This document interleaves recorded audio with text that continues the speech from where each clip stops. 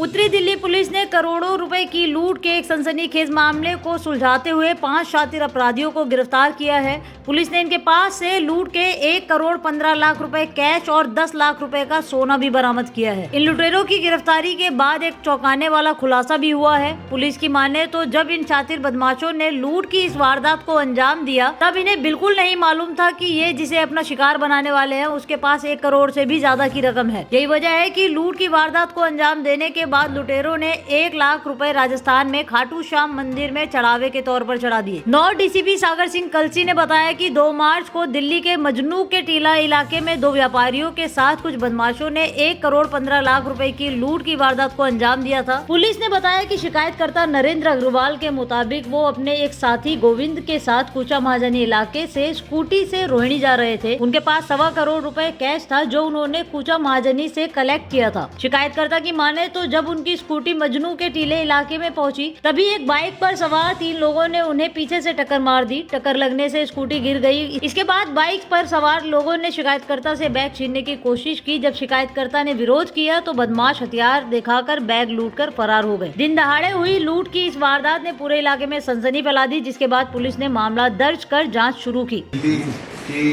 Civil line थाने की team ने एक रॉबरी जो 2 तारीख की रात को 1 करोड़ 16 लाख रुपए की हुई थी, फुल रिकवरी के साथ 5 लड़कों को इसमें अरेस्ट किया है और रिकवरी के साथ ये केस सॉल्व किया है।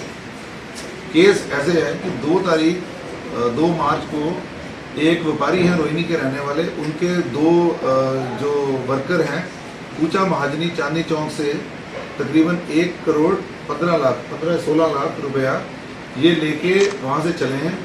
कूचा घासीराम है, लॉरी गेट एरिया में पड़ता है, वहाँ से इन्होंने स्कूटी ली और ये रोहिणी की तरफ रवाना हुए। बस अड्डे के आगे होते हुए चंदगीराम अखाड़े से आगे जो मजनू टीला है उससे पहले एक बाइक ने इनको इंटरसेप्ट किया, धक्का मारा, इनकी बाइक गिर गई, इनको थोड़ी सी चोट आई, लेकिन साथ में उन्होंने कट्टा दिखा के इनके जो 2 बैग थे वो लूट के चले गए। इसमें एक बड़ी जो हमारी इन्वेस्टिगेशन है, हमने पूरे जिले की सारी टीमें जो एसीपी कोतवाली, एसीपी सिविल लाइंस और एसीपी ऑप्स, उन सब की तरफ से टीमें लगाई। 2 महीने पहले की बात है, हमारे यहाँ पर हमने चांदनी चौक और लॉरी गेट एरिया में तकरीबन 500 से ऊपर, आज की डेट में ऑलमोस्ट 600 कैमरे ये हैं। ये पीपीपी मोड पे, पब्लिक प्राइवेट पार्टनरशिप मोड पे मार्केट वालों की तरफ से लगाए हैं। उन्हीं कैमरों में हमें एक क्लू मिला कि जो ये हमारी जो स्कूटी जा रही थी उसके पीछे एक बाइक जिसमें कि एक ब्लू कलर और एक रेड कलर की शर्ट पहने और साथ में एक वाइट कलर की शर्ट पहने जो साथ में चल रहा है, वो इन लोगों का पीछा कर रहे हैं। और भी हमारे बाइक्स हमने नोट की थी जो उस भीड़ भाड़ में निकल रही थी उसके साथ पास, लेकिन यही बाइक जो है लूट वाली वो हमें मजनू टीला पे भी वहाँ कैमरे जो लगे थे वहाँ आइडेंटिफाई हुए।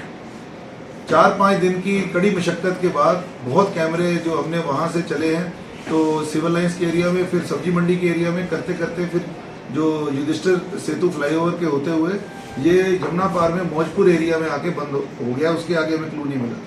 फिर हमने एक तरीके से मुखबरी लगाई डोर टू डोर तरीके से, तो हमें कहीं से पता चला कि पिछले 2 दिन पहले कहीं पर 2-3 लड़के हैं जिन्होंने दारू की पेटियां ली और रोज पार्टी कर रहे हैं।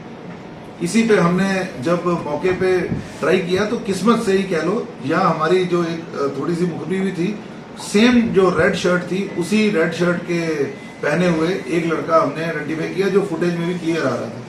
उसके चलते हमने एक के बाद एक ये 5 लोगों को पकड़ा है, जिसमें से मौके पे ये 3 लोग जिन्होंने रॉबरी की थी वो थे। एक इनमें से जो मुखबरी वाला था जो कि पहले चांदनी चौक में ज्वेलरी का बिजनेस कर चुका है, और एक इनका रिसीवर है जो इनके साथ ही पार्टनर था।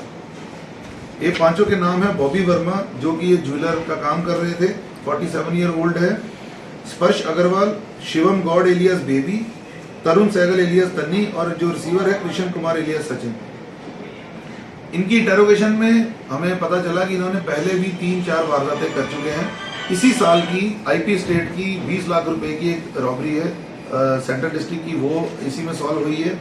लोहरी गेट थाने की एक 65/22 नंबर है रॉबरी, 40 लाख की, वो सॉल्व हुई है।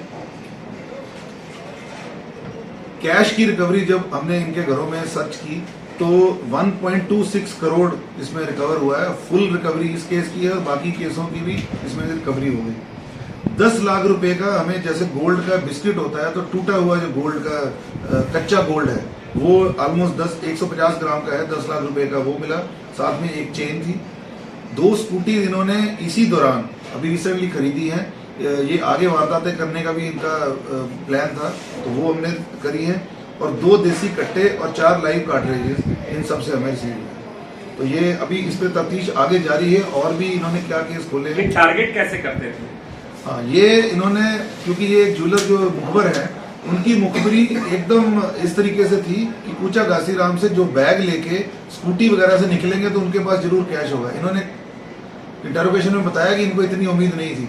ज्यादा पैसा आ गया तो इन्होंने भगवान के चढ़ावा भी चढ़ाया। आपने भी मैसेज देख लिया होगा। खाटू श्याम मंदिर में गए हैं ये 4 तारीख को और वहां पर इन्होंने चढ़ावा भी चढ़ाया।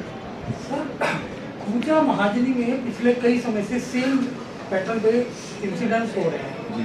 तो क्या ये डिस्ट्रिक्ट आपके डिस्ट्रिक्ट के अंदर ही आता है तो क्या वहाँ पे आपका कोई फ्यूचर प्लान है किस तरह से वहाँ पे सर्वेलेंस लगाई जाए वहीं से क्राइम होना ही बंद हो जाए? बिल्कुल सर, ये इसी जो आपने बोला है इसी के मद्देनजर हमने शुरू किया कि अलग अलग तरीके से एक कि वैसे एरिया में सर्वेलेंस बढ़े तो कैमरे लगवाए। दूसरा सर्वेंट टेनेंट वेरिफिकेशन के कैंप भी लगा रहे हैं और उनके ऑलमोस्ट क्योंकि हमने पिछले कुछ केसों में देखा एक डीबीजी रोड की 7 लाख की अभी केस वो भी खोला था। एक बड़ा हिंदू राव का 17 लाख का केस था। सब में मुखबरी इनके अपने ही नौकरों की थी। अगर नौकरों की और इसमें ये हमने पहले इनके ऊपर भी जो है सर्वेंट वेरिफिकेशन ना करने के मुकदमे भी दिए हैं। कुछ ऐसे भी इनके वर्कर्स होते हैं जो कि पहले उनके ऊपर केस होते रहे हैं, जैसे कि एक वजीराबाद का केस था। तो हम इस पे सर्वेंट टेनेंट वेरिफिकेशन भी बढ़ा रहे हैं। तो और एक ये भी है कि जो भी ये नौकर या अपने हेल्पर रखें उन सब की खुद भी पूरी जांच कर लें। पुलिस तो जांच करती है। तो ये सब चल रहा है। बाकी टेलीफोन की सर्विलेंस ये सब है। सर, क्या दिल्ली के अलावा भी इन्होंने कहीं और स्टेट में जो है वारदातों को अंजाम दिया? और सर, जिस तरीके से हथियार मिले हैं तो कहाँ से इनके पास ये हथियार? हाँ, ये आपके दोनों जो सवाल हैं इस पे हमारी अभी चल रही है इन्वेस्टिगेशन। ये हथियार इन्होंने यूपी में कहीं से खरीदे हैं तो अभी इस पे इन्वेस्टिगेशन चल रही है। यूपी में अभी तक कोई केस का नहीं पता चला। हाँ, एक केस जाफराबाद का नॉर्थ ईस्ट डिस्ट्रिक्ट का ही है, आर्म्स एक्ट का केस है 188/22। तो ये एक और खुला है। तो टोटल 4 केस हमारे अभी तक हैं।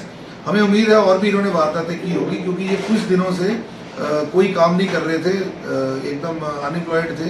तो काफी चांस है कि इन्होंने वारदातें की।